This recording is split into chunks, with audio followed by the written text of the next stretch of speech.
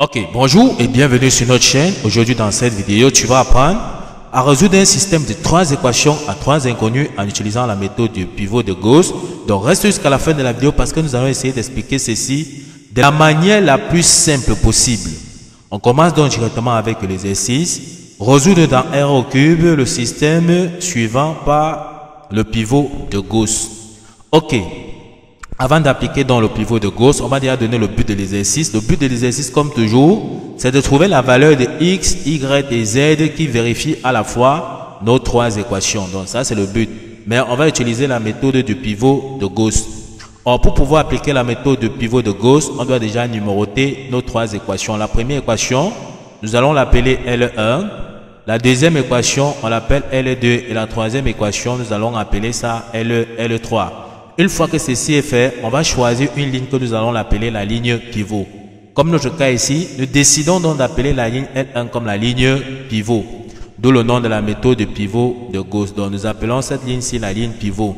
Ça veut dire qu'à partir de cette ligne-ci, on va l'utiliser pour annuler le X dans la ligne L2 et le X aussi dans la ligne L3.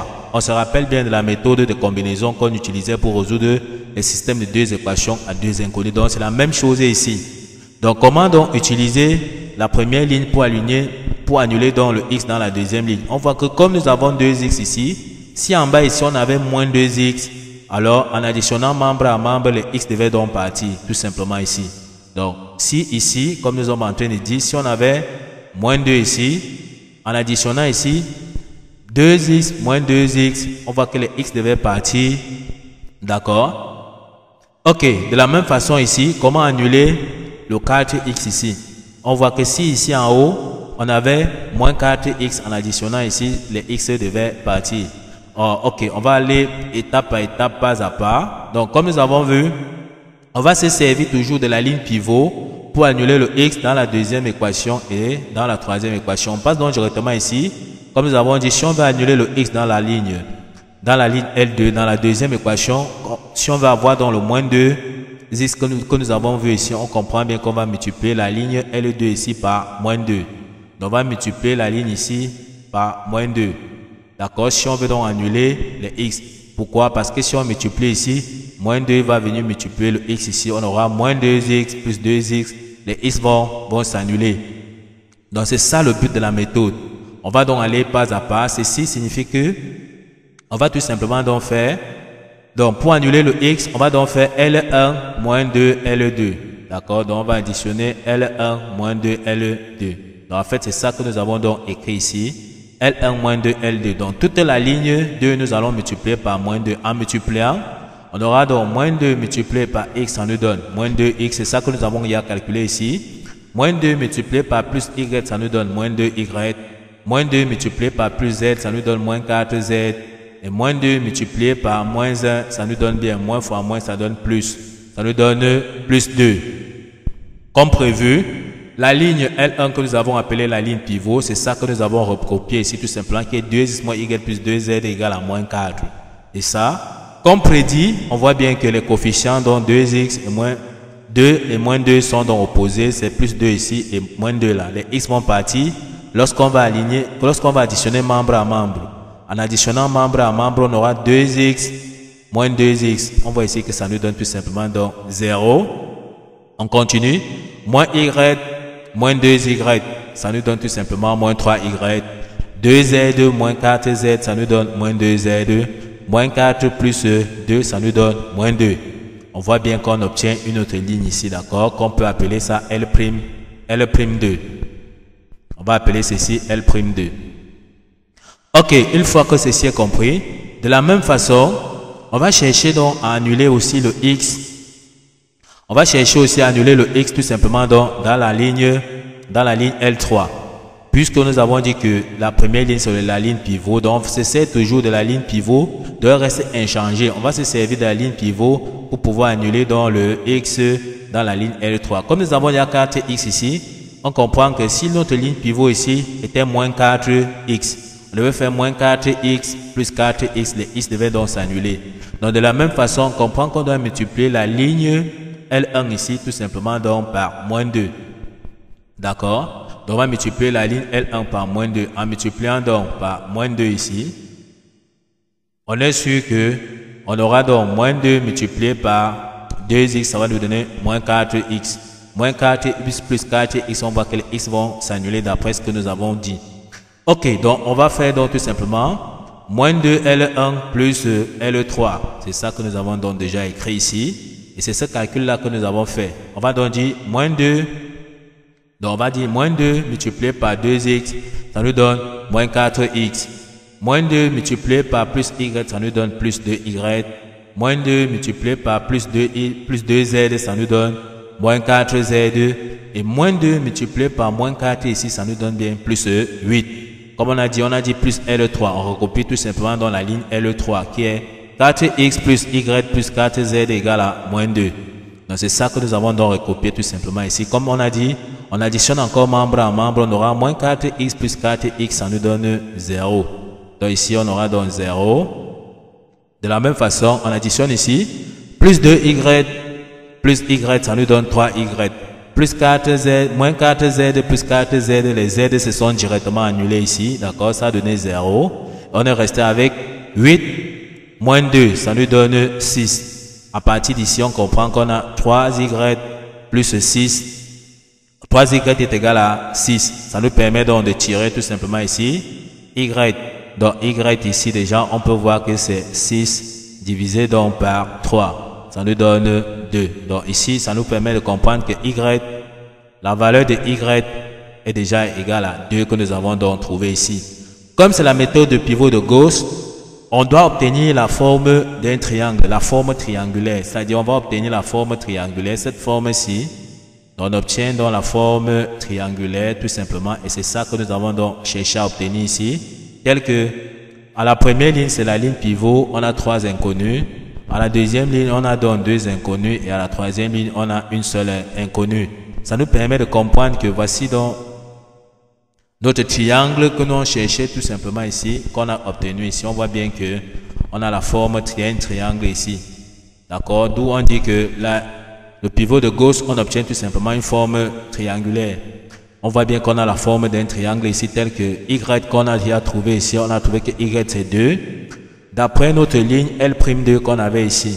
Donc ici, on a appelé ça L'2. Et la troisième ligne ici, on l'appelle L'3.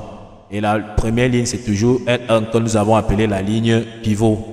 Une fois qu'on a donc obtenu dans notre y, il suffit seulement d'aller dans la deuxième ligne ici, qui est L'2. On remplace y par sa valeur, ça va nous permettre de trouver z. Une fois qu'on aura trouvé z, on remplace y et z par leur valeur, ça nous permet donc de trouver x. Ok, on continue dans la résolution.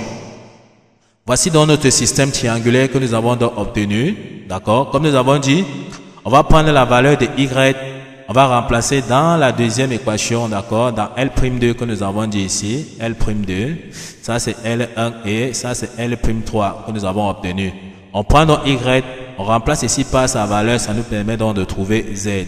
Nous avons vu que y c'est 2, on vient donc dans l'équation, on remplace donc y ici par 2, tel qu'on voit ici, on aura donc moins 2z égale à moins 2.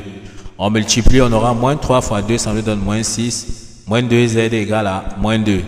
C'est moins 2z égale, moins 2 déjà de ce côté-ci, on fait traverser donc, tout simplement, le moins 6 passe de l'autre côté, ça devient donc plus 6. On aura ici, moins 2z est donc égal à moins 2 plus 6. On aura moins 2z est égal à 4. Moins 2 plus 6, ça nous donne tout simplement 4. On peut donc tirer z. Z est égal à 4 divisé donc par moins 2. On dit tout simplement que z est égal à moins 2. Donc on a à trouver la valeur de z qui est moins 2. Comme prédit, une fois qu'on a trouvé la valeur de z, on va venir maintenant dans la ligne L1, on remplace le y que nous avons trouvé tout à l'heure qui est donc 2, on remplace le z que nous venons de trouver qui est moins 2, là ça nous permet donc de trouver la valeur de x. On remplace donc ici, c'est ça que nous avons commencé à remplacer ici, on aura donc 2x moins y. Y nous avons vu que sa valeur c'est 2, on remplace donc tout simplement par sa valeur ici qui est donc 2. Ensuite, on continue. Plus 2 multiplié donc par z. On remplace donc z par sa valeur. Z, nous avons vu que c'est moins 2. On remplace, on calcule. Une fois que ceci est fait, on fait donc égal à moins 4. 2x égale à moins fois 2, ça nous donne moins 2. Plus 2 fois moins 2, ça donne moins 4 égale à moins 4. Moins 4 est déjà de ce côté-ci. On fait passer donc tout simplement. De l'autre côté, on fait passer moins 2 traverse de l'égalité. Et moins 4 traverse aussi de l'égalité pour aller à droite en changeant de signe. On aura donc 2x égale à moins 4. Le moins 2 traverse, comme nous avions dit, ça devient plus 2. Moins 4 traverse, ça devient plus 4. En additionnant, on voit que plus 4 et moins 4 s'annulent. On reste donc avec 2. Donc 2x est égal à 2. Ça nous permet donc de trouver x qui est tout simplement égal à 2 divisé par 2. Donc ça nous permet donc de trouver la valeur de x qui est égale à 1. On a donc trouvé x, on a donc trouvé y qui était 2 et on a trouvé z qui est moins 2. Bien se rappeler que nous sommes en train de résoudre notre système dans R au cube et la solution va toujours se donner sous la forme d'un couple x, y, z dans l'ordre. Ça nous permet de dire que nos systèmes, la solution, c'est tout simplement donc x, c'est le couple. On ouvre bien la parenthèse. On commence toujours par mettre la valeur de x que nous avons trouvé qui est 1. Puis la valeur de y, on avait à trouver qui est 2. Suivi de la valeur de z qui est moins 2. On ferme bien la parenthèse ici. On peut donc encadrer notre résultat. Voici donc la solution. On peut donc passer à l'étape qu'on appelle tout simplement dans l'étape de la vérification pour voir si on ne s'est pas trompé dans nos calculs. Il suffit de prendre la valeur de x, on remplace par sa valeur, on remplace aussi y, on remplace z pour voir si ça donne moins 4. D'accord, on va faire la même chose dans nos trois équations pour voir si ça vérifie. On commence donc avec la vérification dans la première équation. On aura donc 2 multiplié tout simplement donc par la valeur de x, que nous avons vu qui est 1. Multiplié moins y, nous avons vu que y c'est 2, plus 2 multiplié donc par la valeur de z, nous avons vu que z c'est moins 2. En calculant donc ceci, on aura 2 multiplié par 1, ça nous donne 2, moins 2, plus 2 multiplié par moins 4, ça nous donne tout simplement moins 4. Ok, on aura ici donc moins 2 plus 2, ça nous donne 0 ici, on reste donc tout simplement avec moins 4. D'accord? On reste tout simplement ici avec moins 4. Donc ici, ça nous donne bien moins 4. On voit que ça valide déjà la première équation. De la même façon, on va remplacer aussi x, y et z par leur valeur dans la deuxième équation pour voir si ça vérifie. On remplace également, on aura x. Nous avons vu que la valeur de x c'est 1, plus y, nous avons vu que la valeur de y c'est 2, plus 2z, plus 2 multiplié par la valeur de z qui est moins 2. En calculant, est-ce que ça nous donne moins 1? On voit qu'ici on aura 1 plus 2, ça fait 3. Plus 2 fois moins 2, ça donne moins 4. On aura bien plus 3, moins 4, ça nous donne bien moins 1. Donc on aura ici 3 moins 4. On voit bien que ça nous donne moins 1. On voit que ça valide la deuxième équation. Ok, on passe aussi à la vérification dans la dernière équation. On remplace donc x par 1, y par sa valeur qui est 2 et z par moins 2. On voit si ça, on obtient moins 2. On remplace, on aura donc 4 multiplié donc par la valeur de x qui est 1 plus la valeur de y qui est 2 plus 4 multiplié par la valeur de z qui est tout simplement donc moins 2. On calcule. On aura donc 4 plus 2 moins 8. En calculant, ça nous donne tout simplement ici, on aura 6 moins 8. On voit que ça nous donne moins 2. On voit que ça valide bien la troisième équation. On voit comme ça que nos solutions donc ont validé tout simplement, d'accord. X et Y ont à vérifier nos trois équations. Donc on peut comprendre que la réponse est juste.